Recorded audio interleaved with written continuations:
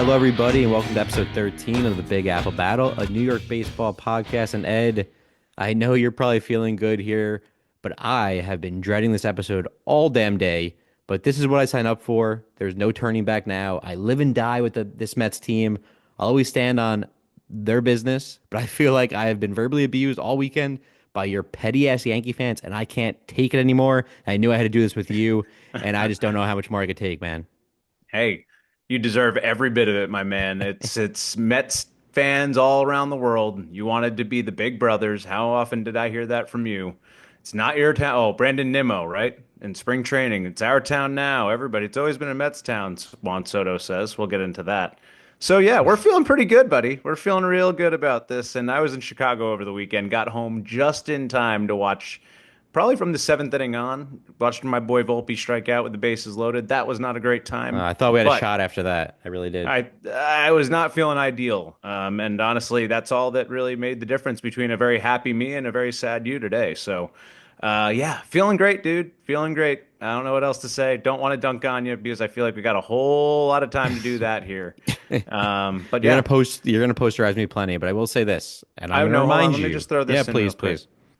Da, da, da, na, na, da, da, da, na, Oh da, God. Oh God. That's it. da. It's a good segue into me reminding you what is, at exactly what point of the season we're in right now, because I want to bring you back down to earth, and we're gonna get into all of it in a second. But it's a series in May, and don't tell me I wouldn't have said this if we won, because I would have. You Whether wouldn't you have believe said it or this if we not, whether won. you believe it, I don't care. You could say that. My friends said it. I would, because at the end of the day, it's a series in May. Yes, I'd be more prideful and brag about it a little bit, of course, because why wouldn't I? I'm getting shit and getting trolled all over the place. I'm gonna brag, but What if you swept us? if I swept you, of course I would give you shit. But then I would go on and go play the Would Red it be Sox, and just a series in May? it would be. You guys are acting like you won the World Series. No, There's not at all. fans, I'm maybe not asking you, you. but I'm seeing so there's some fans acting like they've just won the World Series. You guys have won the Subway Series in 2025, the first Subway Series in May, mind you. We play again in July at Citi Field. We'll What run it was your back. whole point last time that we've not won in how many, what, since 2023? That was your whole point. No one Well, of cared. I came course, into last I had to episode hype saying, it I up, don't right? care about it. Oh, Oh, okay, now it's okay. about the hype. Oh, I I see had to where this hype is it up. going. I had to hype it up. No, no. See, I hear you. expectations. I really have nothing to stand on here. I'm in agreement on a lot of things, especially Juan Soto. I'm sure we could agree on a lot of Juan Soto stuff, which we're going to get into shortly in segment one, which is Soto versus New York, not just versus the Mets, not just versus the Yankees, versus New York, because we have gripes with him. You guys have whatever weird closure in your ex in Soto that you It's guys going to be have a over there. long 15 years in Queens, it sounded like. No, I'm not. See, I'm not going there yet, but I do have. I got to rant a little bit on Soto, and I think this is a good time to just jump right into segment one because we're going to cover the recap on the series, all three games, how it all played out in the rubber match, and where the turning point of the game and series, was, at least in my opinion, in your opinion. And we got a fun little segment three along the way that we'll cross that bridge when we get there. But Ed, There we go. Let's do this it, is buddy. tough, man. Come This on, is get tough. into it. I love this man, but starting with the stats, Soto went 1 for 10 in the series, 4 walks, and 3 strikeouts. Again, nothing to write home about by any means, but it's not about the stats. That's not what pissed me off the most. And you know that. Yankee fans know that. Mets fans know that. It wasn't about, again, you guys being the Yankee fans. Yeah, it did suck and it was annoying. The group chats, the messages, the trolling, it's awful. I love you guys. They know who they are. But it fucking sucks. Putting my face on Frank the Tank's body while he's chewing on his weird neck chain and eating his glasses. This guy, the guy's a psychopath. He's not the face of the Mets. I don't claim him. Happy he's losing weight. Good for him. But regardless, That needs to go on the Instagram. I don't know why it's not up yet. oh, Everyone I'm send in your it's messages. blackmail. I'm Pressure holding Alec that to one get it out. out there.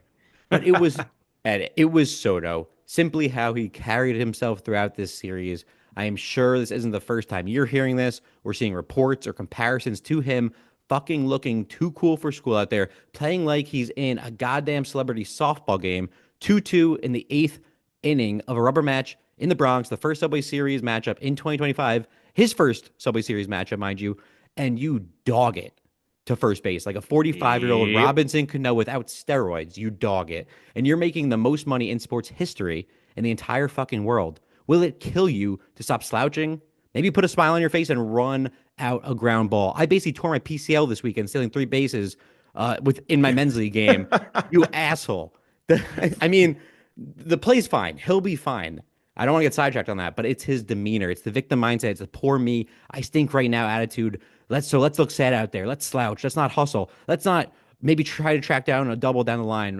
Talking to judges. I forgot what game it was. Game two or game three. But his ground rule double down the line where he Yeah, basically game just three like in watched the it go first into the inning where we stands, got the two right? runs. Yep. Yeah, yeah. But like, no, suck it the fuck up. Lindor sucked ass in April of last year, and he was a legend and a team player. He called a team meeting. He turned it around not only for himself but for the team, and he always had his head held high, always a smile on his face. And look what happened. We went to NLCS, almost made it to the World Series. Beltran slow start in '05. He figured it out. Again, Lindor, obviously, we know his slow start in 2021. Now our captain, and we love him and we ride with him.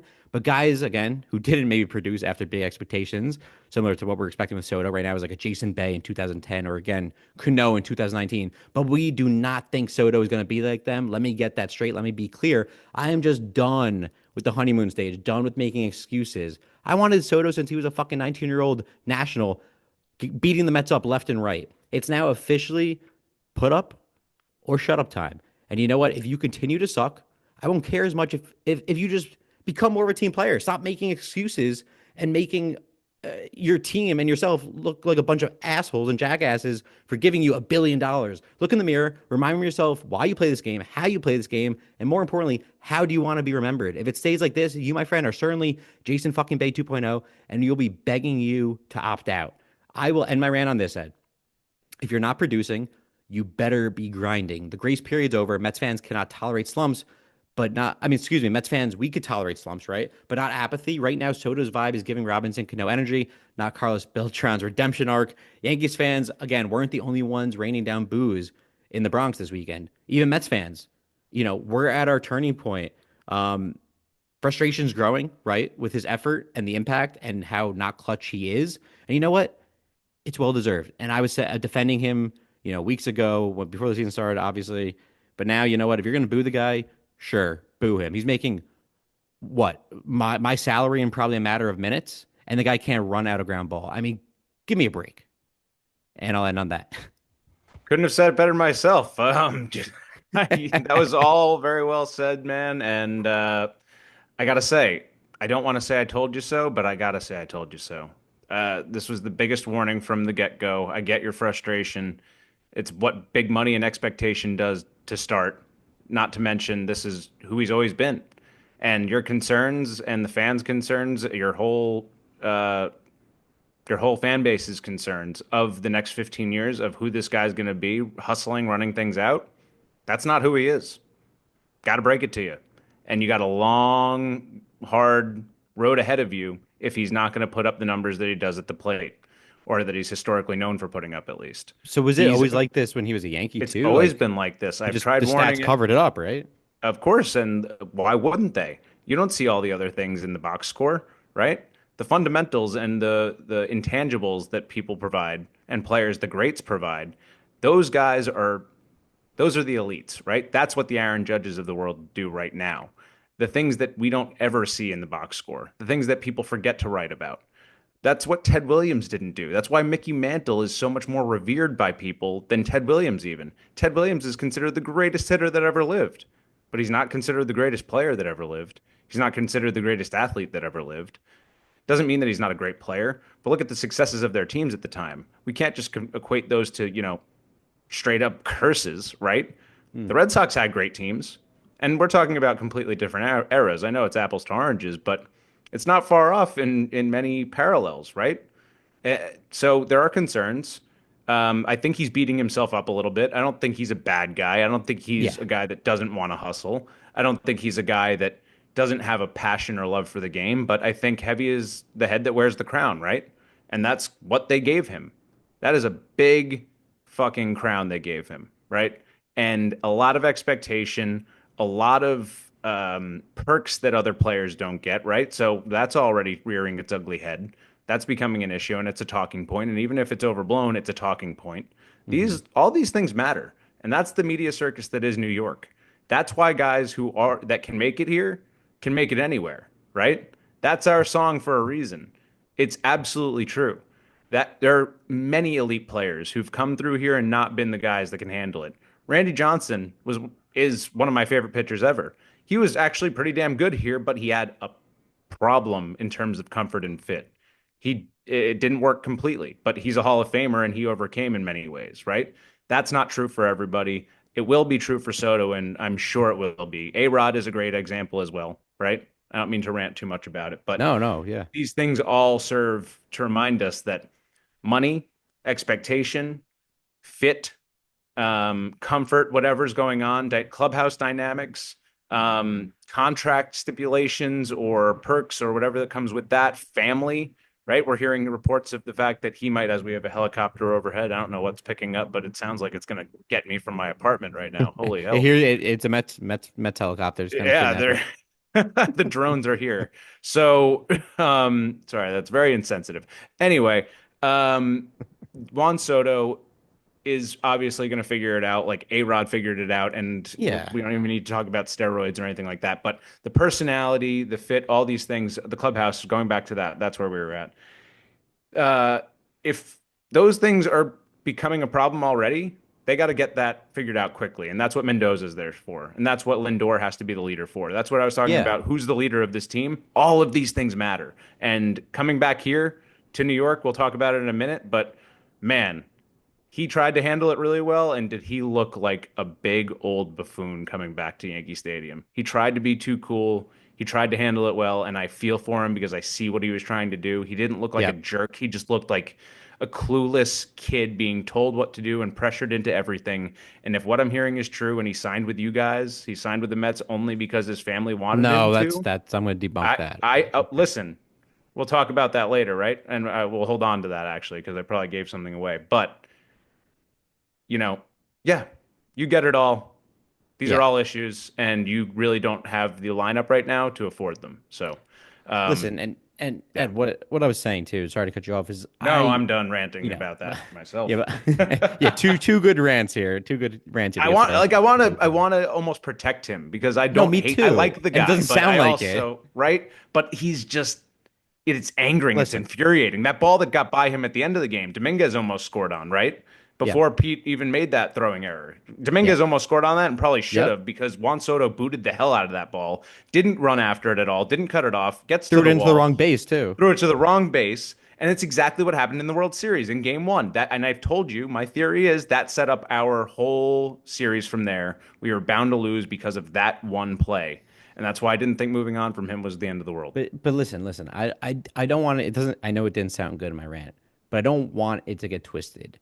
I don't think this is who he is as a player. I don't think he's a bad player or a bad guy either. Right. I just don't think he is holding himself or presenting himself uh, in the right light, right? When you struggle, sometimes you have to rise above that when you're a leader, when the spotlight's on you, when you're in the big contract like Lindor did last year, right? Where you're able to put a smile on your face, put your arms around the other guys struggling, holding a team meeting when you're hitting what, 160 in April. A lot of guys will sulk, leave the clubhouse early, not, take any interviews with reporters.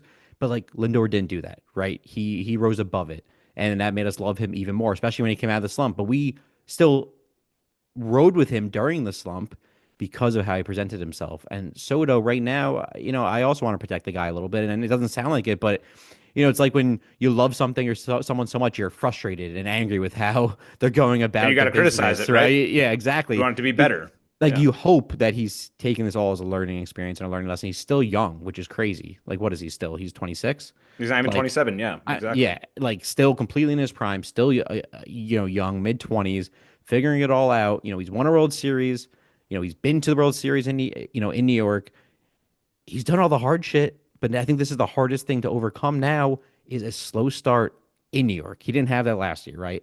He had a slow start in San Diego, but that's San Diego. This is New York. We know it's a different beast, and it's a slow start. And now you're coming out of a slow Subway Series, your first Subway Series ever, and you looked like a fool out there because. And I actually love this Ed, before the series started, mind you, and then we can bounce around here. But when he came up for his first at bat, and it was getting poured, the booze were pouring down on him. And I actually loved that he smiled and he took his cap off and waved it to the fans like they were giving him a standing ovation. Like I kind of Right. like that trolling because that's like, hey, I'm going to rise above this. I'm going to perform.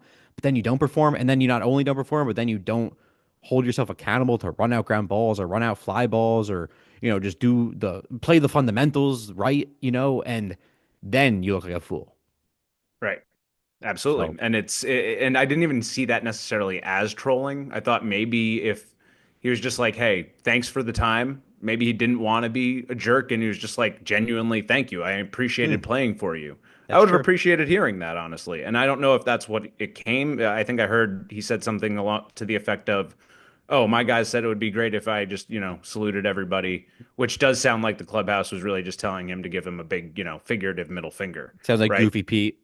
Right, Goofy Pete, whoever, anybody, Nimmo, right? Just the Yeah, guys who yeah. have been there, like, hey, man, why not give it back to him a little bit? Which also good. That's what baseball's about. I like that. That's good razzing, right? Agreed. But I think hiding and running away from it is a mistake, and I think that's what wound up happening toward the end of the series, right? It sounds like he was ready to be wired up for the game, and he, bailed from that engagement. He was going to be on the mic, again, mic'd up in the second inning at on the ESPN game, Sunday Night Baseball. And it sounds like last minute, pulled out, didn't want to do it. Again, Is that a clickbait. result They were of the saying he booing? begged. He No, didn't beg. I'm not saying begging, but didn't want to do it. Is that a result of the booing? Is that a result of like, hey, I don't feel good now? Right? Hmm. That game, his body language was dreadful. It was awful. He didn't run out that ball. He should have beat out that ball from Devin Williams, or maybe possibly, right? It was not an easy play for DJ to make. And again, the play that we talked about before, Dominguez almost scoring. So nothing about him yesterday looked good. He looked terrible against Max Fried. He just Yeah. looks kind of And lost and sort of like, I don't really care to be there. Hanging out with, and this is another blown out of proportion thing, hanging out with Judge at second base while everybody else is rallying around the pitcher during a pitching change or, yeah. during a moment of, uh, you know, catch your breath. But who knows what to blow out of proportion? You need time to acclimate and integrate into a clubhouse. But it's tough. It's really tough when people are like, "You Yeah. got all that money and you're not even as good as me at this." Or right, it's ego. It's everything, man. And It's you've everything. had, sorry, and just to add to that, like he's had time to get acclimated with the clubhouse and the environment there since spring training started. He's been with this team for a couple months now, and whenever there's a pitching change, you see him go to, when you're at home at City Field, you see him go to the bullpen, hang out with the guys in the bullpen, maybe not regrouping with your outfielders or regrouping with Tyrone in center, or when it was Siri at the time, or bringing it in to talk to Pete or McNeil or Acuna at second base or whatever it is. He just disassociates, and I feel like he's just not involved or fully integrated with that clubhouse. To your point, and it's interesting because the more I talk about it, the more I talk about him like not his body language, not running out ground balls, not going after fly balls with full effort and full force, and not knowing the right base to throw it into, and all these things. He's been doing this all year. It's just under more of a microscope now, obviously playing the Subway Series. But like I'm looking back and thinking back to other games this year, and we've talked about it. I've definitely brought this up before over the past month or so. He's been doing this, so I think again, it's a lot because of he's just slumping, right? And he's letting it show in the body language and in how he goes about his business and playing the game. And everyone talks about, behind closed doors, he's probably working his ass off to get back. And that's good and great. But I said earlier today, offline to a couple of buddies, it's like we only know what we see on TV, right? We see you not running out the ground ball. We see you throwing it into the wrong base. We see you, with bad body language and not being a team player, not high fiving or just being there for your buddies. Right? Someone hits a home run and you're the first one out of the dugout to celebrate with him, right? All these little things. I know it's nitpicky, but at the same time, it's like, is it? I think that's just what being a leader and a team player is, right? So Right. I don't know. It's not sitting right with me, and I hate it because I love the guy and I love how he's always played the game, and I think he's gonna be. I mean, I think we could both agree on this. He's gonna be a Hall of Famer one day, unless some crazy shit happens. But I mean, I hope so. Absolutely. That'd be the worst signing in history if he's not, because that means he starts to suck with us. But But all things aside, and even then, right, you hope that all that works out. That's great. But even so, he can be a Hall of Famer all he wants. If his stats line up for that, that's an individual achievement. If he's not helping your team win, what is that good for you? And exactly. ultimately, he's got to do the other things to make your team what it is, again, ultimately a champion. And he was not what won the World Series for the Nationals back then, right? We forget that they had a team around him. They were surprising, but they still had a team of Oh, they were scrappy they were very players good then. who were right, and people didn't expect them to do what they did, but they were scrappy. They fought and they battled and they made their way. And Soto was able to shine with relatively low expectation. Here, completely different story. In New York, it was a completely different story too. He added to what was already a team that had been very close to the World Series, very close to making it, very close for consistently for years. Um, with the Mets, it's you came out of nowhere last year for most people, and then you Yeah. expected to add him, and then it should all work out immediately. That stuff takes time to gel. So again, we're only a quarter way through the season. Things can work out, but yeah, to every other point I've made, have fun with the defense, the poor base running, and the general apathy in hustling for anything that he doesn't need to. You know what? Maybe I always laughed at this. I'm like, he's not going to be a DH for this much money, but man, one day he might be. If we have one of these young Ah, prospects come up who's just an unreal outfield presence or a center fielder for futures to come, and you have Nimmo still, which, who knows how long that's going to last, but I think, dude, I I don't don't know, man. actually see a problem with that because that's what Otani is, right? Do you Yeah, think that Otani's worth 70 million, even if it's he, only 2 million on the he'll books? pitch Is he worth again, I that to think, them? but I don't think he's even worth it then, though. I think he's more valuable as one tool, like be the hitter and steal 50 bases every year. Do what you do. That's great. And if Soto can do that, all I wanted for him was to be a DH for us. But we have Stanton. We can't move him anywhere. That's part of the problem with that trade in the first place years ago. I digress on that because I can go on forever about all the mistakes we've made in the past. But again, it's yeah, you're gonna have to live with it, and he should be a DH. Yes, he absolutely should, but he demands and dictates what he does. Aaron Judge, the best player in Major League Baseball at this moment, was displaced from his position, not for being poor at his position, not for being a poor defender, but to satisfy Juan Soto. mm, And we were a worse defensive team for it. Where if he had just accepted, okay, this is who I'm going to be, Trent Grisham might have had that year he's having last year, right? And in center field at an elite position for himself, better than anybody else, whatever, per however yeah, many I get games. yeah. All these things change and make these ripple effects that ultimately affect your team's outcome, right? Yeah. Your ultimate result and reward. Well, You are not achieving the best you can with him in the outfield, and that will never be the case. no, and like you said, Ed, he's dictating and making the decisions really in that clubhouse and where he goes and when he plays, and it's sad, but it's true. Like we talked about it before the season started. Maybe you have Alonso bat second and have Soto bat third, and like right now, I think it'll be a good time to shake something up because the Mets are averaging like 2 runs a game in their last six or whatever it is, and it's bad. And like maybe shake it up. Maybe let's Soto like how Lindor we shook it up last year and he went in the leadoff spot and ran with that. We know what he's doing. That's his spot for forever now as a Met.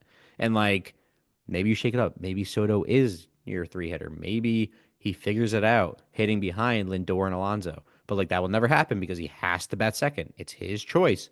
And like Mendoza, right, scolding a guy like Vientos for not running a ground ball out.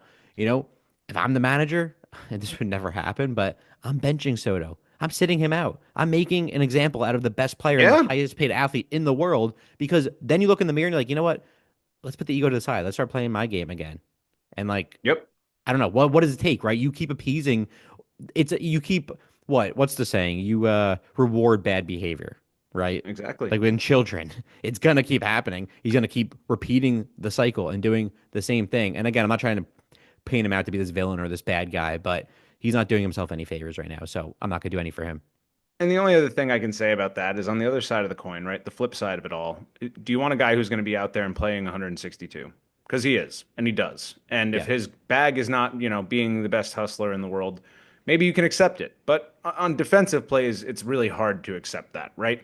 You got to give it a little bit of burst. And if you don't have the right training regimen or something that's not allowing you, or if you're afraid of getting injured for said reason, then again, you're a liability in the outfield. I don't know that it's necessarily something that's benchable because you're a jerk, right? I don't see him as that. I don't see him as being like no, prima donna. yeah, I don't do these things, right? I think he's a team guy. I think he's just, again, we've talked about it, kind of just more. I do my thing. I got my process, and this is like I'm just really focused on hitting. and that's So okay. it's good, but it's just that's where it's hard too, right? Because like I almost agree with you too. Give him like the Reggie Jackson treatment and Billy Martin back in the day, that could have other reasons and externalities that caused that relationship. But ultimately, he was like, man, you're not doing what I'm expecting of you. You're not hustling in the outfield. You're on the bench. I'm pulling you in That's the middle it. of a game in Boston. You know what I mean? Yeah, In front of our most hated rival. But that created problems, but ultimately also sparked the World Series win for the guys. So sometimes Exactly. there's good conflict, right? And a slump is a slump, right? Like I kind of alluded to in my Yeah, crazy you rant over can't, there. right. You can't beat a guy up for a slump. Yeah, exactly. I'm not going to beat you up for a slump. Slumps happen. We know they happen. It's happening pretty much across the board right now for the Mets. And like, it's a long season. They come and go. We get it as baseball fans, as ex players ourselves. Like, we know what a slump is, but what comes with the slump sometimes again is what we're unfortunately seeing is the body language, is the demeanor, is the me putting yourself on an island and putting your headphones on and ignoring everyone else around you, right? And look, it looks really bad from the outside looking in, and that's what we're seeing. So Ed, I know we've covered a lot here. I know we're going to talk more about Soto throughout the pod. How do you feel about kind of shifting gears and actually focusing on the series itself and the Subway Series recap that I'm trying to avoid? I'm But gonna have a I lot of don't. fun with that. Yeah, I just Yeah, felt like yeah. I didn't want you to be alone in your misery. I appreciate you, but I don't know. I think I'm just trying to ignore. We're trying to figure out which one I'd rather talk about, Soto or us losing the Subway Series. But I guess I'd rather go in this direction because Soto, I got more of a gripe with, to be honest. This is just a lost series in May, Ed, and I'll say this. Yeah, we lost the series 2-1, and I guess we'll start here with game one. I'll give you my perspective, and we'll kind of make it a dialogue here. But again, as a Mets fan, game one was severely disappointing. Kind of a similar approach to most Mets losses this year and in previous years. A ton of walks from by our pitching staff, no timely hitting. With men in scoring position, and McGill again, unfortunately, is starting to look like the McGill of old. And you know what? I truly believe Ed, this is who he is, and I've talked about this. Where again, I have to say once a podcast, he's regressing to the mean. A guy who throws a ton of pitches, walks too many, and simply can't get more than 5 innings. This game was no different. He walked four in the third inning, leading to that Yankee four spot, and it was all downhill from there. So again, this trend will continue as we get game over game here. But the Mets were 2 for 11 runners in scoring position, only collected 5 hits in the game.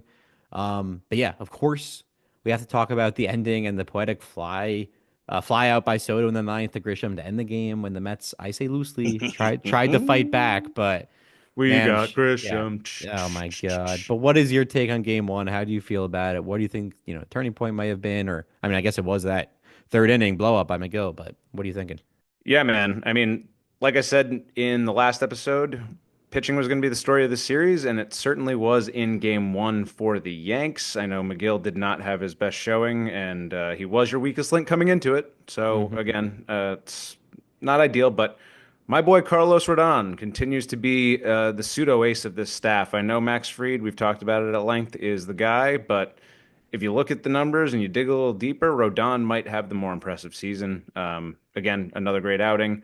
Not his best this year, even. He walked a few too many, but only limiting the damage to a run over those, I believe it was 5 or 6 innings. I'm going to be honest with you guys. I was mid-flight to Chicago, and boy, were my arms tired because I had about an 8 or 9 hour endeavor to get out there. It was absurd. I don't want to get into it. It's not worth your time or energy, but let's just say it involved gas, too much gas, too little gas in the plane, 4 hours delay there, and circling over Jesus. Chicago, Milwaukee, maybe landing in Milwaukee instead of Chicago because crosswinds were too strong. It was crazy. There was a Beyonce concert out there. Weather was all going nuts. It was like hell had been, cracking through you know, Well, Ed, the Midwest at that juncture. So, but I just want to say that I am proud of my boy Carlos for that game. That was the story of it. And obviously the offense came in big. Loaisiga is back.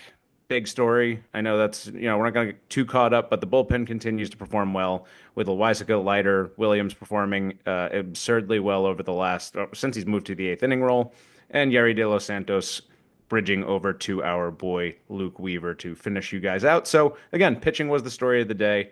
We got some good performances out of Judge and Bellinger. Obviously, he was hot, and another one out of Goldschmidt. So the replacements for Soto and the pivot moves yeah, really yeah. worked out starting in game one, and that was a theme of the series. Well, and I was gonna say in game one, what was interesting to me is how you guys scored, right? It wasn't on your standard MO this year. It wasn't really on the home run ball at all. You guys didn't have No, any home exactly. runs in game one. And the bullpen, again, which has been better for you guys, but I know was a crutch for you when we talked about the pitching early in the season, which obviously been better in the month of May and over the past month or so.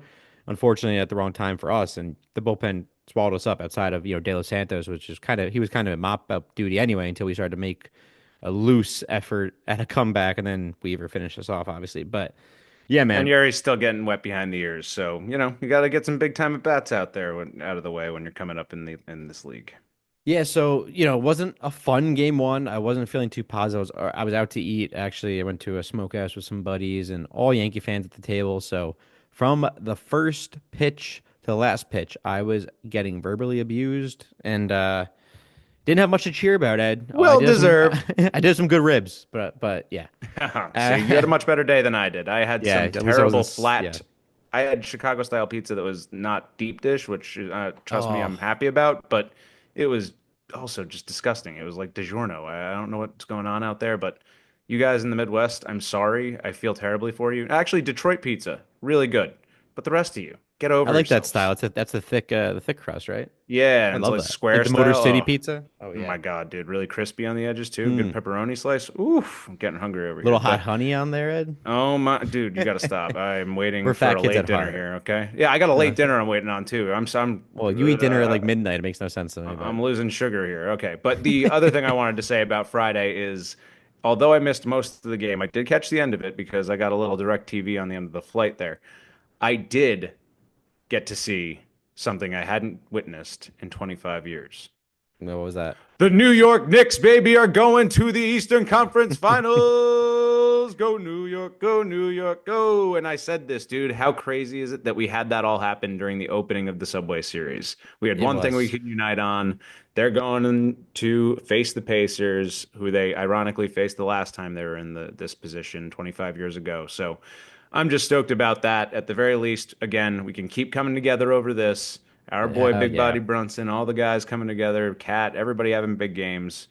Boston goes home, and that's where you guys are today. So that'll tie that together. But we'll get back to what we're talking about. Just Yeah, wanted to and give that shout out. no, Shadow Knicks. Yeah, I can't believe I didn't mention them yet. It's my fellow brothers in blue and orange, and for now, all the only blue and orange I can really lean on and be happy for in this moment. So congrats to the I want to Knicks be so much again. happier today. You're just so sad. No, I can Ed, hear the Ed, I'm misery in your not voice. I want to sad, dunk but all I'm over also you, but I'm also paying don't be so rude. attention. You could dunk, but I Bang could take it. bang.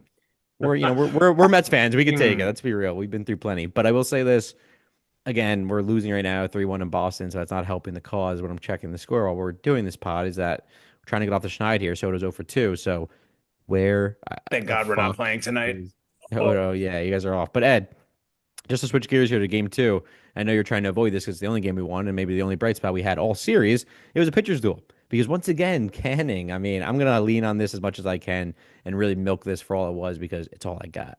But Canning proved to have what, Yes, he can. yeah, well, he looked good and not just good. It's an outing in enemy territory in the Bronx in his first Subway Series. And in my book, he's getting my stamp of approval, and he really is the real deal. I mean, being able to do that in enemy territory against the best offense in baseball.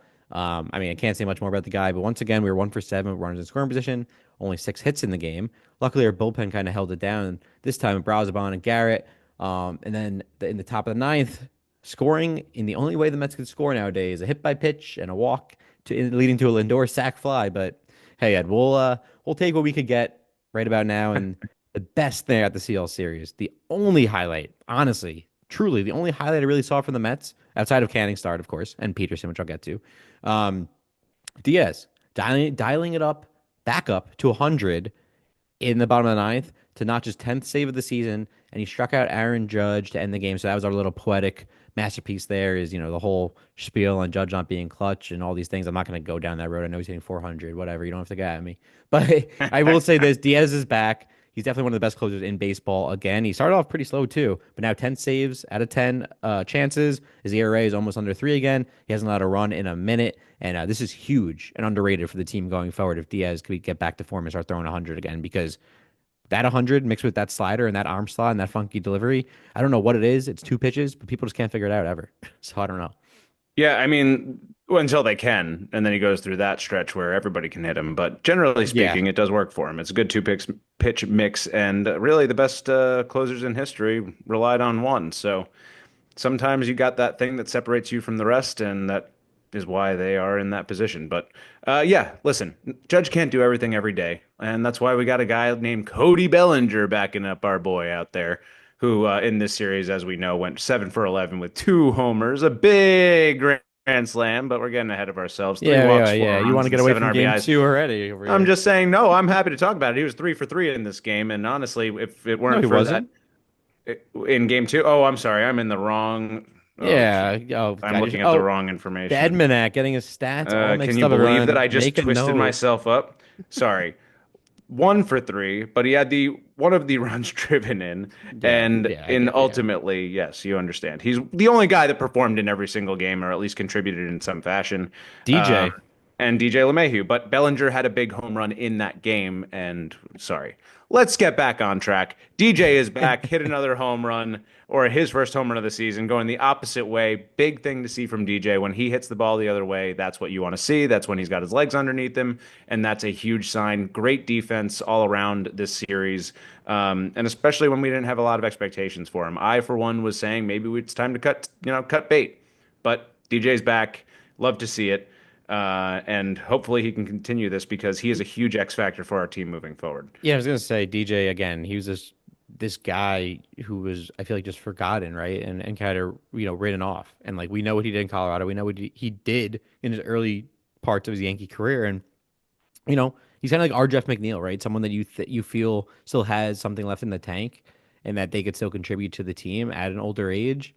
And I think DJ is a little older than Jeff, but Jeff is kind of showing his age a bit too, even though he was kind of the only bright spot from the offense perspective in Game 3, which we'll get to.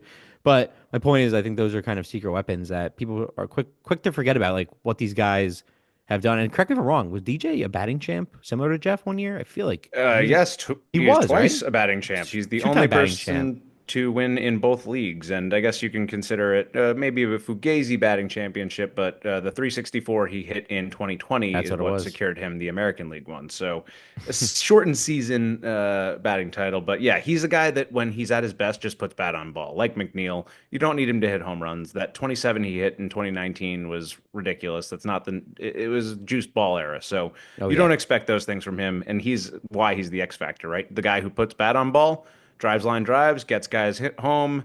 That's the DJ we want to see. So yeah, great to have him back doing that, especially when you got Goldschmidt kind of doing similar things in that lineup and breaking up the home run or bust kind of approach that we've seen a little bit more of, or we want to get more away from. But other guys like Jason Dominguez, right? He had a great series too, and he had a big game in this one. Unfortunately, didn't wind up working out. I believe that actually Pete might have thrown him out at home in this game Yeah, he did have on a yeah. very similar play. So we'll get back into that in game Yeah. three. Yeah. But I think Jason was prepared, is what I'm trying to say, for that game three situation. So Yeah. we'll talk more Sorry. about it in a second, but I also want to give quick props to Anthony Volpe, who had probably his best game of the series. Unfortunately, we came up short. Clark Schmidt battled throughout. He is a bulldog, as I've said. You got a little Schmidt on your face talking smack about my boy, is all I'm trying to say. That's what I was going to give you And credit for too, Ed. And sorry, I didn't mean to cut you off there. no, continue. I was jumping in to give you credit, which is, rare to do here in just where I'm at mentally, looking at the series and what happened over the weekend. But yeah, 6 innings, 2 earned runs for Schmidt, 5 Ks. Yeah, 5 walks aren't going to cut it for you to really go deep into many games. But yeah, I mean, he looked better than what I gave him credit for, and we really didn't beat him up. But again, it's a Mets offense that's pretty putrid right now, and I feel like we're looking more like the Pittsburgh Pirates than, the Mets offense that we should be expecting. But again, nonetheless, I'll give him credit where credit's due. He was dueling and he was battling out there, and he kept you guys in the game. So it's all you can really ask for from a guy who's, your bottom 3, 4, or 5 in your rotation. Yeah, and like right now, I think he's not had enough time to shine. He could be a 2-3 at some point in his career on maybe not the best staff, but I think he's still got that ability. He reminds me a lot of David Cohn in that respect. He's not as good as Cohn, but yeah, it's the mentality for him. And again, if he's got the pitches working, he can do it. But as long as he battles, that's what we need. He eats innings. And again, I would even say that outside of those self-inflicted walk wounds, I think he might have outpitched Canning, honestly. Not that Canning had a bad game, but we got 7 hits off you guys. Like, obviously limited Two damage, home or runs, sorry, yeah. off Canning, 2 home runs, something he hasn't been giving up a lot of. And I Yep. told you, luckily you didn't have many guys on base, but you haven't pitched at our stadium. He's pitched in bigger spaces. So are you a little worried maybe that, he could be losing a little bit of something? Mm, Just got a I little wouldn't say lucky against the worried Yankees, though. didn't have the right sequencing in New York. You know what I mean? I mean, I wouldn't say worried though. I mean, he still pitched a good game. He still won, it's still a Yeah. quality start. 2 home But runs, two two strikeouts, solo one walk, shots, right? whatever. 4 strikeouts, I Seven. think. No, I thought it was two. No. Am I looking at the wrong Look at stats? you. No, You're not the four, nope, Edmanac. 4 strikeouts. Ed, you're off your game. That flight really Oh, fucked two you home up. runs. Oh my God. I'm all twisted. Here's honestly, guys, what happened. Now I gotta give myself some credit. My computer just started going haywire with all my stats, and now I'm going on three different types of small device Oh, to you're try telling and find me my information. you don't So just it's you fine. just don't No have this excuses. you don't have the stats just top of mind. Yeah, you're the Yeah, Edmanac, the and you just have Edmanac is these failing. computer like Again, I computer. was away for a family graduation. That was a terrible timing. All right. Congratulations, God. congratulations. All right, Yes. Ed. I will say this. Congratulations, Sydney. You deserved. Well deserved. We're Yeah, very proud of shout you. shout out. But I will say this, Ed. I really was trying to avoid Game 3 with all my might. I know it was the rubber game Sunday night, a chance to quiet the noise, go win the series, and go on our merry way up to Boston. It was a close game through and through with strong pitching by Peterson on our side. Against Max Fried, obviously a tough contender. Peterson again continues to look like a front of the rotation guy. But Ed, the eighth inning is when it all came falling apart. I want to say this too. Our bullpen really kind of held it down throughout the series, but Ryan Stanek, man, I don't know what happened to him. I loved him last year. He's really starting to really not look like he's in the circle of trust anymore. He comes in, proceeds to give up a walk and a double to Wells. So there's one out. Let me set the tone here. There was one out, I'm pretty sure, in Oh, the please inning. do. Yeah, yeah. There's a 9 hole, and I'm giving you more credit here. I have to, because what am I going to do? I can't talk shit.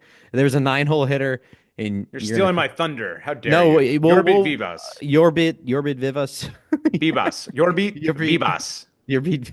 You d- The B's are V's. The V's are B's. It's the Yorbit V's, Bebas. your beat Vivas. Okay, whatever. He There did you had a go. good. We'll make a Spanish speaker out of you yet. Please, down to 2 strikes, and a strikeout was a must, right? With a 1 out man, second and third in a tie game.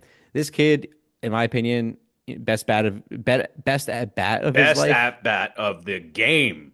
No, but listen, best at bat of the series. I'm giving you credit here. Well, he was fouling off 101 easy, then hits a dribbler to Pete Alonso, who again proceeds to sail the throw home over everyone, allowing the leading run to score, which opened the floodgates. But in my opinion, this wasn't only the turning point of the game; it was the turning point of the series because this is what allowed the floodgates to open, what allowed you guys to not only just ice the game and solidify a win, but yeah, man, this give me flashbacks of Lucas Duda's throw to home in the 2015 World Series. It was despicable. And again, Stanek then continued to blow it up by giving up an RBI single to Goldie, and then Hennessy's Cabrera came in somehow, struck out Judge after walking the first batter, and then he got cocky, tried to get a fastball over to Bellinger. We don't know what happened after that. The Grand Slam sailed over Soto's 2 inch leap rob attempt. But Ed, the last thing I'll We could say, and all I'll use a couple yeah, more inches.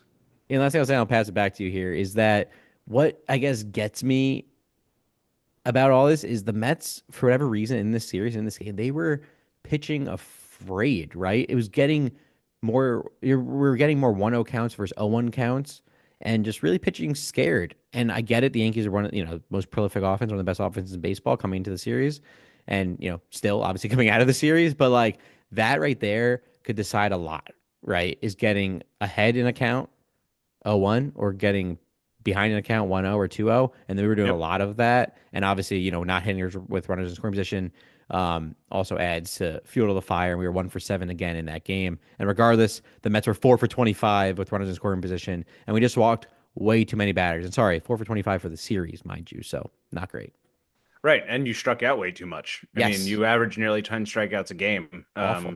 and you had a third more strikeouts from your offense than we struck out, which is usually our issue. So, you do have a big strikeout problem. Your offense looks pretty bad, to be completely frank, Old, and right? It looks you are old. old, just lazy. It looks like it Lazy. has no.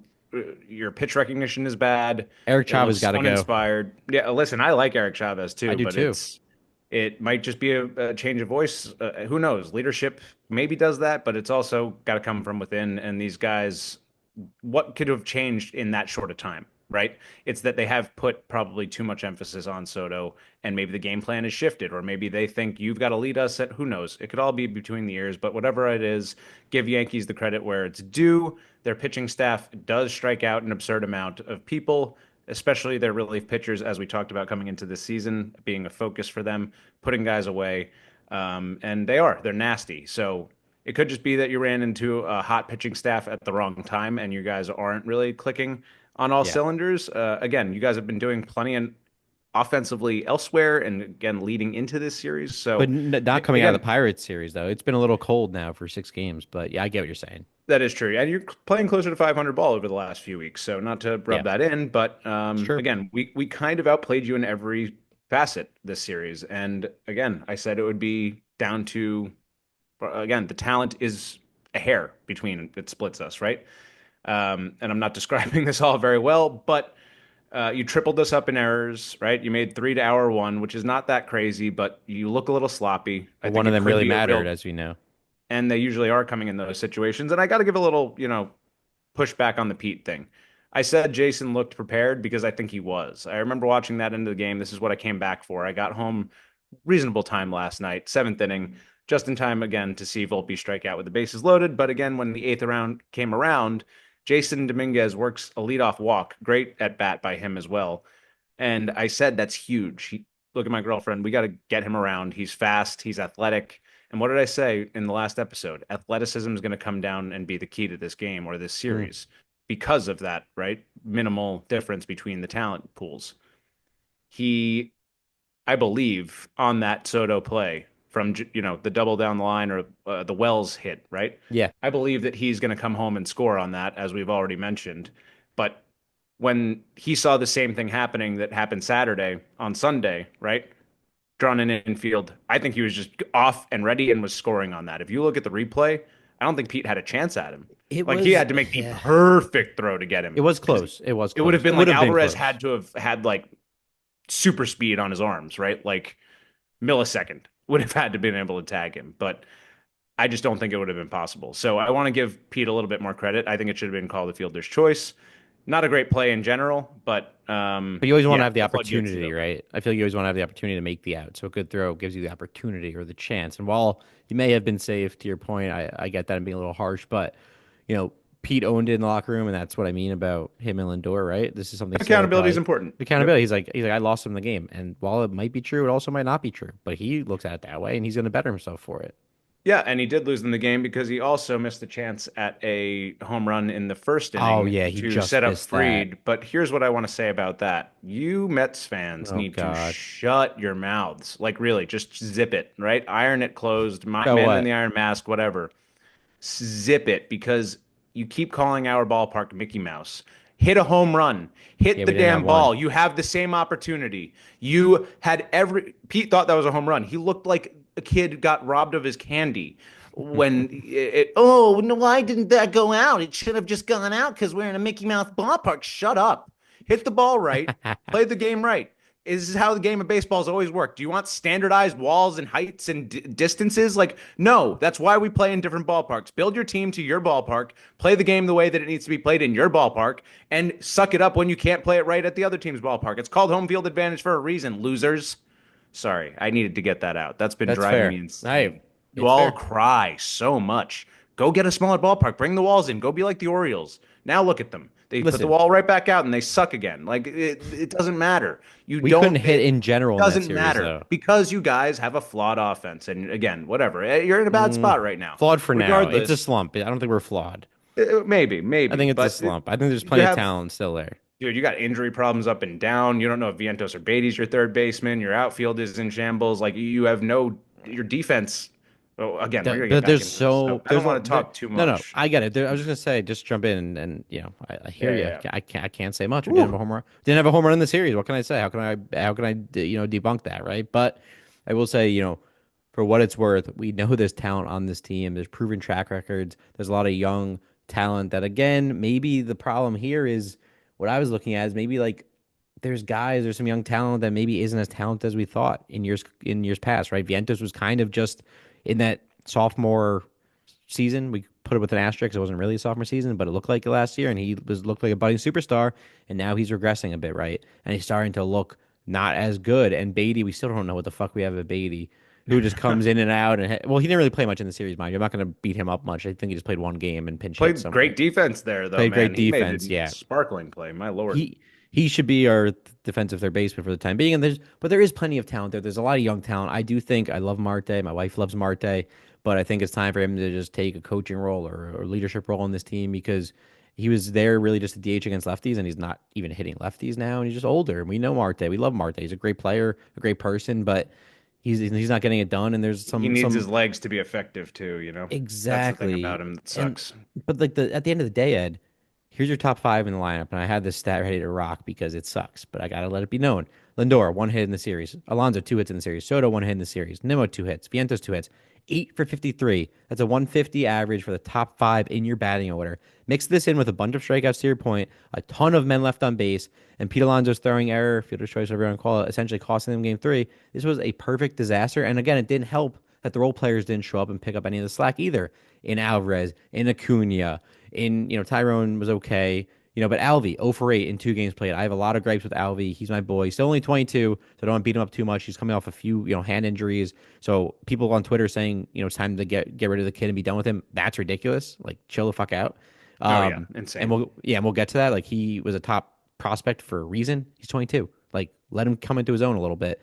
Acuna didn't do much. He's regressing and starting to look like himself. But again, there's a lot of young talent on the horizon. There's Ronnie Mauricio, who has been out for a year plus, really working his way back from I forgot what that was, ACL, MCL, PCL. I mix them all up, but one of the CLs, and he's coming back, and he looked like he was a formidable offensive player with some solid glove at second base, and there's a lot of young talent in the outfield, and Jet Williams and Drew Gilberts and some good pitching talent. Like, there's young guys, there's prospects, there's depth. I'm not going to overreact and worry too much. I know the Phillies are half a game behind us, but again, it's May. I don't need to be in first place the whole season. I really don't. I just need to be hanging around, playing decent baseball, but we're not right now, and that's the problem. So we got to figure it out, clean it up. It's hard to hit with men on base and runners in scoring position, and we just need someone to have that big hit. It needs to be more of a team game again. That's what they started to do when they got on this hot streak last year. It was a team effort. And now it's a lot of like solo performances. Pete Alonso mad he didn't hit his home run. Soto mad about everything. We went through all that. We don't have to redo that. you know, but like Yeah. you know what I mean? Like, just play as a team again. Play small ball. Do the right thing. Move the man over. Like, stop striking out as much. Put the ball in play. And that's what they started to do early in the season and the back end of last season. Now they're starting to look like the Mets of early 2024. Right. And that's where you got to hope that Mendy keeps control of that clubhouse or keeps the morale up. And again, you rely on your veterans for that too, but you really need the manager to do his best work in the times like this. So I know he's got the ability to do that. They probably will get back on track, but you don't have a lot of cavalry coming in many ways either. So you do got to hope that these guys are going to figure it out. Otherwise, you're going to have to look at a really significant trade, maybe cut bait with some of these guys, even if it Mm. is getting rid of both Beatty and Vientos and saying, all right, we just need to find someone else, right? Just somebody reliable that can do it consistently game in, game out, because that's what you're missing. It's great to have Soto and Lindor and Alonso, but I don't think Alonso is going to be a guy that you can continue to count on to be Judgy in for the rest of the season. Well, Not that's why I saying need Judge is going to Soto. be this way the rest of the season, right? But again, you're hoping that it's all going to work out. I can foresee Soto having a tough first season and working out next season, but we'll figure out if it's time to push the panic button that way. They just got to figure it out clubhouse wise, culturally. You're right. Get good vibes back into that clubhouse But is probably the most and, important thing. and sorry, what's the saving grace is that starting rotation, which again, we don't know if that's going to hold up. And McGill is the only guy who's looked like he's really regressed tonight. Senga not looking great, but 3 innings, 3 runs, 5 innings, not great on his standards. Knowing he's been pitching to a low 1 ERA, but again, it's not awful. But my point being, we have Manaya on the horizon. We have Montas on the horizon. Manaya, again, we know what he could do. We know the stuff he has. He's a top end rotation guy. You put McGill in the bullpen, you send McGill back down. I don't care what you do with McGill. Again, I think what we saw in April was a fluke and an anomaly. And what is it called? A bug or a crash in the matrix. What's that saying? I don't A know. glitch in the A matrix, a glitch in glitch the in the matrix. matrix because that's not McGill. This is McGill, and us Mets fans kind of know it by now. And for whatever reason, he's still hanging around, and maybe he'll be like Trevor, his brother Trevor, and put him in the bullpen. I think that's where he's meant to be, but I don't know And that's all wonderful, but in the end, you're just adding to what you've already got, and that's not the issue. So to add exactly. more to what's already working, wonderful, but how are you going to fix the other issue? So that's going to be the big issue. The big thing until Soto gets right, this will be the topic of conversation for the Mets. And you can't run, you can't hide because there are other small issues that are keeping them. Like again, their defense hasn't been good. That's going to keep them out of it too. And if you can't rely on pitching and defense, then you really need the hitting to come through. Yeah, and it's an infield So, defense that honestly should be much better than it is, and it was good pretty, last year, and obviously Iglesias had a lot to do with that. But like, right. you're not trading much or losing much with Acuna's range and what he could do at second base, and like we know what Lindor could do. Alonso's really figured it out. Obviously, his throwing issues always been a thing, but we know he could pick it and he could scoop it. He plays a good first base. Again, outside when he's throwing the ball, and Vientos has really regressed for whatever reason, and Beatty seems to be running away with that defensively, but.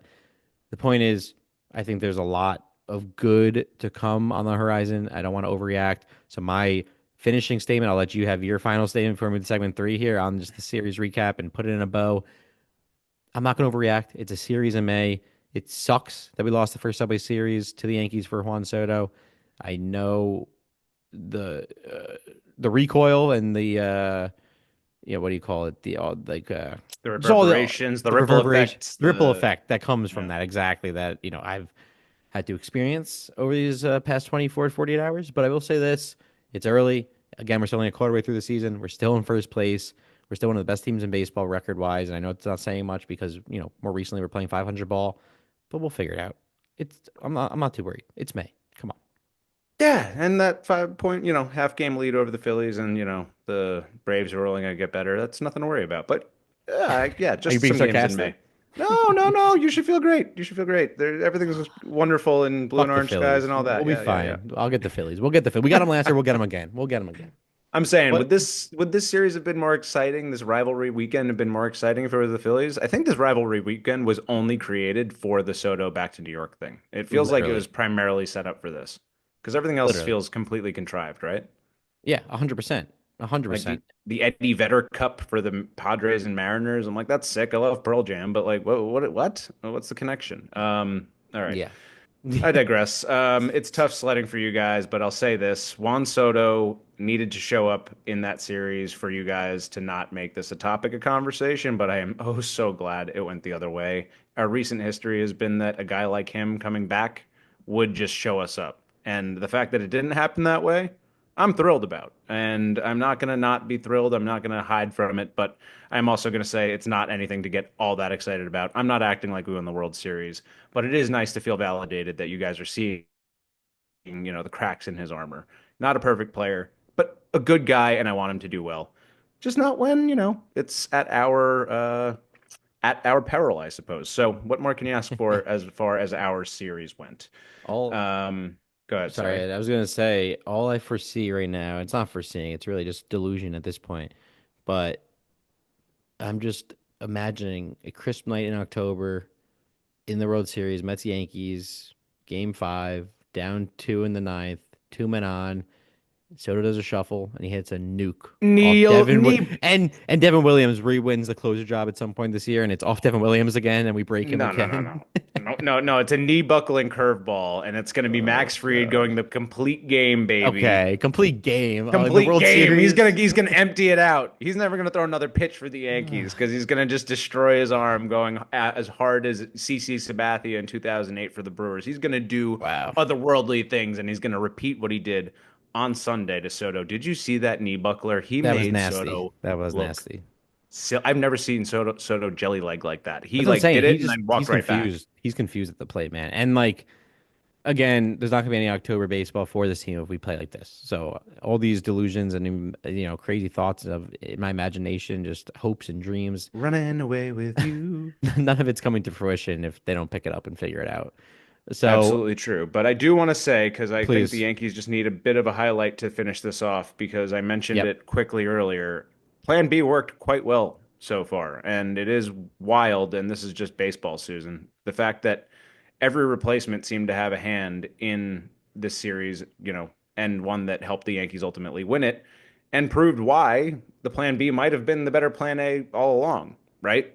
Not saying any of these pickups were the perfect pieces, but what have I ever said? Get guys who can give you 25 home runs, 100 RBIs, right? And we have gotten that kind of production out of Cody Bellinger. Obviously, talked about what he did this series with that big grand slam going 3 for 3 in yesterday's game, right? With those 6 RBIs. So he really won us the game, or at least held it down and solidified it for us. Want to give credit again to Yorbi Vivas. That is one of the greatest at bats I've ever seen by a rookie. His confidence grew with every single pitch on that, by the way. The pre-dribbler to Pete Alonso, but that's why you got to put the ball in play. That's why that's striking out it. too much is not a good idea, and that's what I'm liking from this Yankee team. So while not included as part of the replacement crew, your beat deserves a hell of a lot of credit. Again, he was the return piece for Trey Sweeney to the Dodgers last year. So um, coming back to the replacements, Goldschmidt had a great series, continuing to put the bat on ball, making big play after big play at first base, an excellent defender. And again, still hitting 339 with an 878 OPS at his advanced age. That sounds so rude. He's not that old. I'm like 2 years younger than him. He's like our But age. that's exactly. Devin Williams coming in big in those eighth inning performances, shutting everything down, looking excellent, not letting Pete Alonso get to him, which you love to see. And again, just that replacement plan or the pivot has wound up working wonderfully so far. And Trent Grisham, even if you want to include him in that, has been a key performer for us. So sometimes you just got to have that uncomfortable divorce to make both, parties a little better. And unfortunately, at this point, Juan Soto looks like the side that wasn't really ready to move on. Yeah. Well, However, yeah. the guys, I just want to say, is not about Juan Soto. It's really about Max Fried continuing to shove. 6 innings, 8 strikeouts, not even the performances we've gotten used to him doing, performing. But he's got a 1.29 ERA. It's the second best through 10 starts by any Yankee since the start of the franchise. So any first 10 starts for any Yankee coming over. So you got to love that. Yeah, what can you not say about this team right You gotta now? talk about every At least player, or is that what you're I, doing? well, no, it's the replacements. The theme is the Oh, replacements. okay. Max Oh, I Fried see. deserves Oh, all the credit. Fried, Williams, right? These are the guys we picked up when we moved on from Soto because we had the money, we had the ability. yeah, yeah, So yeah. I'm going all over the place, but needed to really highlight that because they were the separators and the differentiators. And for all the people saying Judge had a bad series, he still hit 300 in the series and he scored runs. He was impactful. Like, get over yourselves. We got to Not stop with super this. Oh, impactful, he but either wasn't way, so great, which is regardless, nice, honestly. I like the other regardless, yeah, guys you doing the didn't work. yeah, exactly. I was gonna say you didn't really need him to do much in the series again because we couldn't score, but also, it's interesting. Like Jazz goes down, you guys stop striking out as much. It's like Jazz was like this virus, a strikeout virus, and I not that think he he was got. playing bad. I feel like he caught the bug, and I don't think it was him. I think it was the torpedo first week. I think everybody Mm, got a little bit of the bug, home run and happy, Volpe yeah. kind of went totally. And Volpe went through that, and he's a guy that I guess I want to give a little bit of kick in the butt to right now. He's been playing well, but he's inconsistent, and he's a guy that needs to show up in places and draw those walks and be a little less trigger happy on the bat. And I hope that whole move the barrel in and swing on inside pitches didn't get in his head about his swing, right? Um, because he really needs to get that sorted out because the only thing separating him from being an elite player is his consistency. He doesn't need to be, perfect, but he can't be 0 for 5 and striking out with the bases loaded twice, right? You need to get a guy who's putting the ball in play or at least not in his head as much. We saw him come up big in the World Series, but again, he'll turn it around, I'm sure. But again, going back to Bellinger and guys who are using torpedo bats, I just want to say this dude 13 games ago was hitting 198. Okay. He has turned it around so much in the last 13 games, hitting 388 over that time, but more so in the last 10, hitting 415 with 17 hits, 3 home runs, and 10 RBIs. Obviously, 6 of those came against you. However, maybe 7, 10 runs scored in those 10 games. But my point about Bellinger is he's a guy that is coming back to being that guy who puts up consistent career numbers. His MVP batting average like, is now in line with his career batting average. After hitting 198 just, again, 13 games ago, to have everything coming back and progressing to the mean, as we've talked about, with 7 home runs, he's on pace for hitting 24 home runs and driving in 100. So that's the kind of players we've needed in this lineup, and they're doing it in different ways, athletically and holistically. And I couldn't be happier with the performance I saw out of my boys, even with that little blip on the radar loss on all right. Saturday. I think you covered it. I think you're good. Thanks, bud. Thanks. I think This you're has been good. fun. I've had a I lot of think fun with I this think one. you covered, but now, I think we're just gonna move along now to segment three. And we have a fun little segment here. We'll wrap it up. Don't want to go too long on this one, so I think, let me lay it out here for the Well, fans. yeah. Well, do you mind if I just give the name of the thing really quick? And then you No, can lay out the rules? no, I I, don't. I don't I just mind. want to say it right. I want to say the right, all right? Okay. The name of this one, it's a little game show, and we worked on this very quickly, but Alec is refining it and making it better than I ever could have. I like to call this Thank one you. Bumpin or Buggin. All right? It's very New York themed, and we'll get into it, but obviously good or bad. Is it a ridiculous take, or is it a good one that we can subscribe to? Alec, I'll let you take away the rest, but just wanted to set it up for you. No, thank you. I appreciate that. Thank you for the shout out. But but no, it's exactly how I'd put it. Is it bumping or bugging? Good or bad, realistic or not realistic, or realistic or unrealistic? Subway Series instant overreactions and reactions. Basically, Ed, what we're gonna do here. I have three quotes or three topics that I came out with that I'm going to read off to you that are about the Yankees and you about your team, and you're going to decide if it's bumping and you agree with it and why you might agree with it, or is it bugging and completely ridiculous and why you disagree with it, and you will do the same for the Mets for me. And maybe we go one for one here. We don't want to go too long. I got to watch the Mets lose to the Red Sox. So Yeah, with you're that, deep into that one already. yeah. So with that, how about I give you the first one here and we just get it rolling. Just get her over with. It's a Rip the rough day, band-aid, man. It's been Alec. a rough day. I just want to go to bed. But all right, here we go. You ready? Go for it. The Yankee, and let me finish because it's not just this quote, because I know you like to jump right in You're there. having a But rough time reading yeah, too? the What's the Yankees matter? bullpen is a ticking time bomb. Despite recent success, there are concerns about the bullpen's depth and Buggin. reliability. Okay, let me finish. That's exactly what I said. Jesus Christ. From restarting, the Yankees bullpen is a ticking time bomb. Despite recent success, there are concerns about the bullpen's depth and reliability, especially in high pressure situations. The team may need to address this before the postseason. Bumping or bugging? Buggin, buggin. I think it's actually just rounding into shape finally. I think we cut ties with Tyler Nutsack Matzik over just today actually, because we've gotten Loisaga back, or I guess it was a couple days ago. Excuse me. But Johnny Lozani is back in New York. The cavalry that we've been waiting to return to this bullpen and this stable of arms for Aaron Boone is rounding into shape and performing, I believe, at its best clip so far. I know we've had blips on the radar from Cruz a little bit here and there, and other dudes, but Tim Hill shut you guys down. I know he had a 6-run lead, but everyone is doing what they need to do, and I think Devin Williams is just again proving why we traded for him in the first place after a rough early go of it. We all know how the weather was. We all know how hard it is to get that pitch under control. So I'm feeling really good, and Luke Weaver's been locked down. So no, I Okay, think that's absolutely bugging. bugging. But I appreciate you putting a lot of thought into that because mine are not nearly as thoughtful. I think they're just Uh, pretty simple thoughts, you Great. know? Okay. Well, easy for me to defend, hopefully, because I'm losing it here. So what do we got? Yeah, I know. You just want to say bumping or bugging. You don't even want an explanation. So I'll go No. with the softball here Okay. first. How's that sound? Yeah, a little lob. The Mets pitching staff, and I'm just talking all around, okay, Okay. can carry the team all season. And that means can get you to the Mm. playoffs, can get you to where you want to be. Can Bugging. they make Bugging. up for everything? That's bugging Bugging. because I think again, like we talked about regress to the mean, there's a lot of guys in this rotation. I know what the pitching lab has done historically over the past few years, what they're continuing to do for us. I know Manaya and Montas are on the back burner. We know Brooks Raley's coming back in June.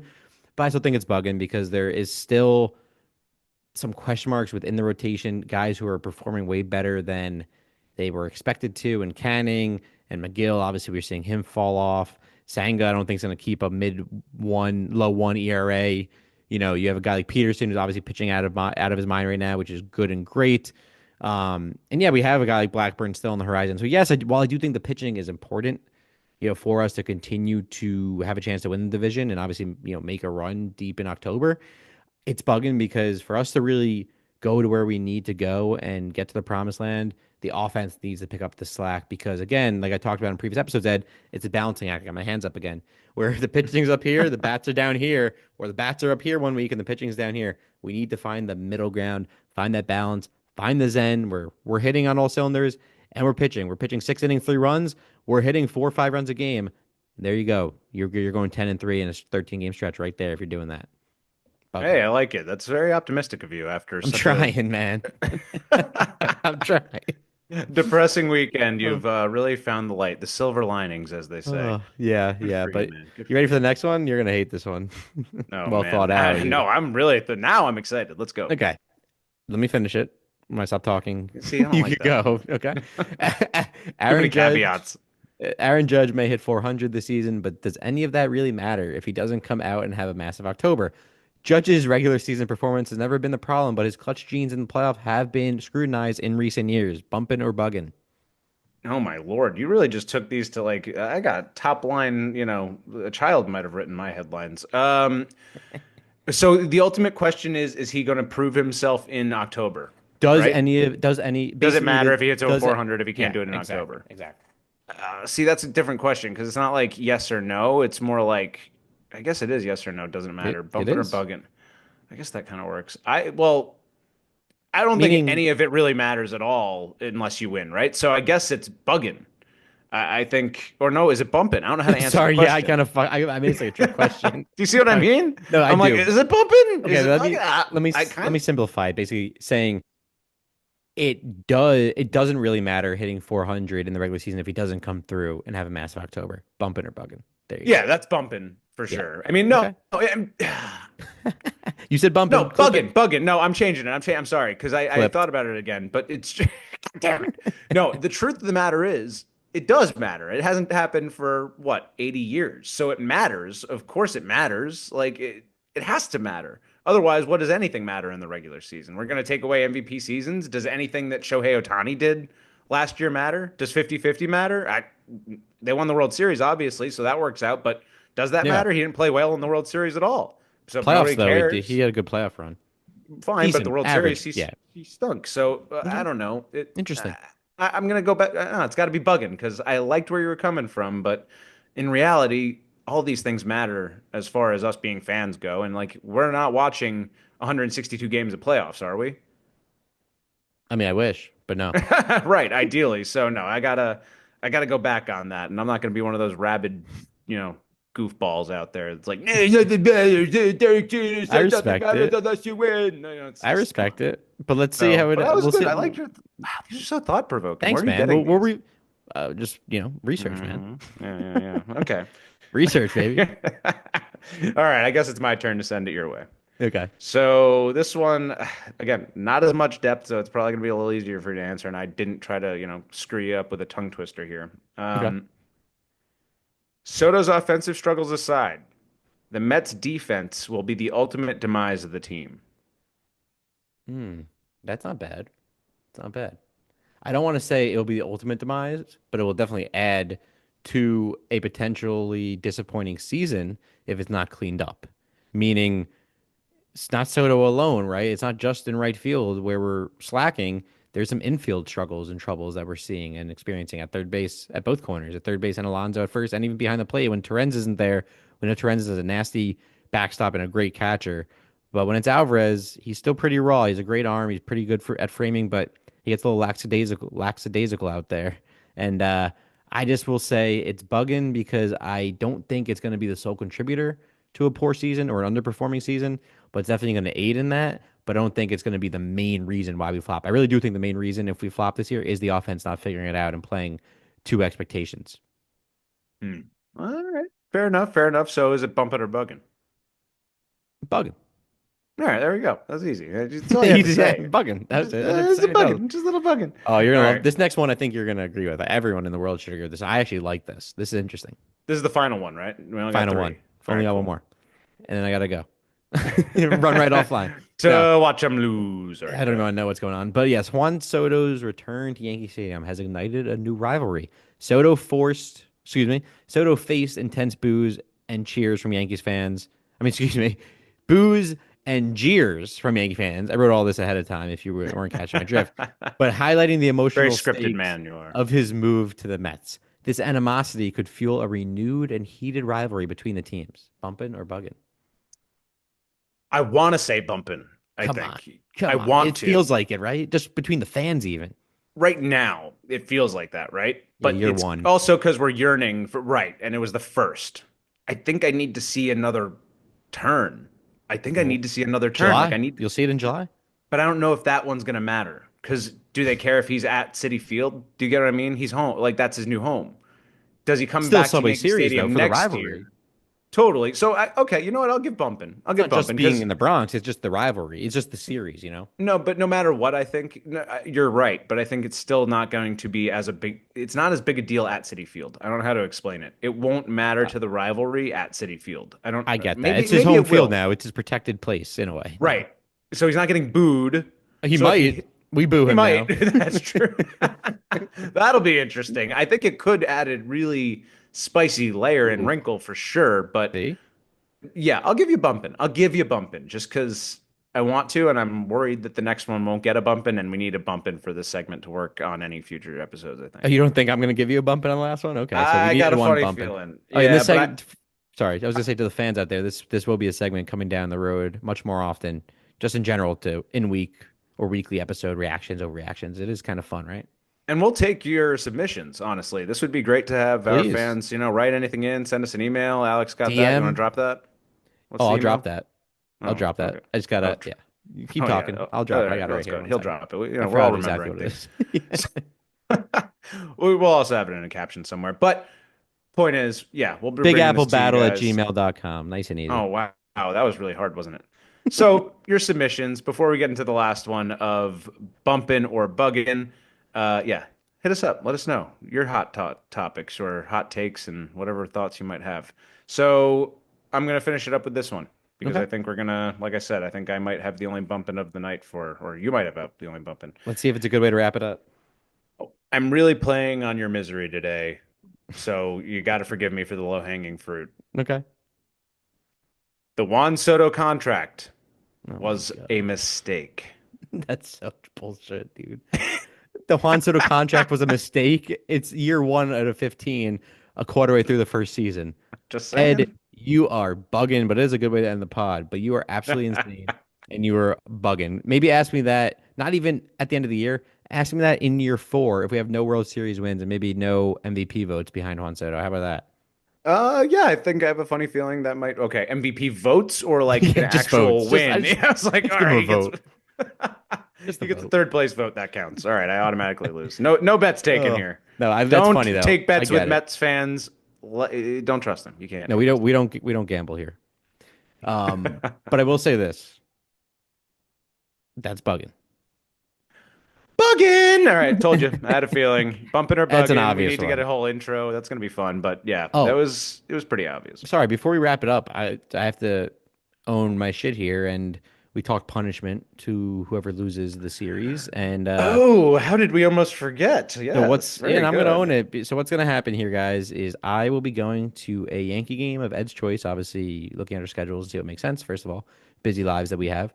Oh yes. Um, but it'll be a Yankee game where the Yankees aren't playing the Mets, and I'm gonna be that asshole, walk around in a Mets jersey, and Ed, I guess we'll have a sign or a saying or something stupid to get me Listen. booed at or something. I don't know what you're gonna do. Yeah, boo this man is really all I'm thinking about following you with. But I think you need to be in full Mets uniform. We need something to get you to What, fully baseball stand pants? out. Yeah, everything, man. I That's want I'm not you to wearing be baseball in. pants. Give That me a was a not part of the Keith deal. outfit, all right? I want you to be fully decked out, even if it's just your, Westchester Nationals gear. Get that, Mets jersey on instead. Like you got the That's gear, man. correct. I do have to. We need I do have a uniform, but that's ridiculous. this is a punishment, man. Like, and what? How are we gonna set it up for the next one? We gotta elevate the stakes as we go along. We can't just. What are we giving the people? What's the point of a punishment if you're gonna be weak and soft? Like, I'm still I gonna can wear the wear a jersey jersey. Why do I anywhere. throw baseball pants and sliding shorts? What the fuck? I Dude, gotta wear you've eye worn a black. Mets jersey to Yankee Stadium. You can do it like that's not hard. Yeah, It's not even that. I've worn a Mets jersey at Yankee Stadium when they played the Mets.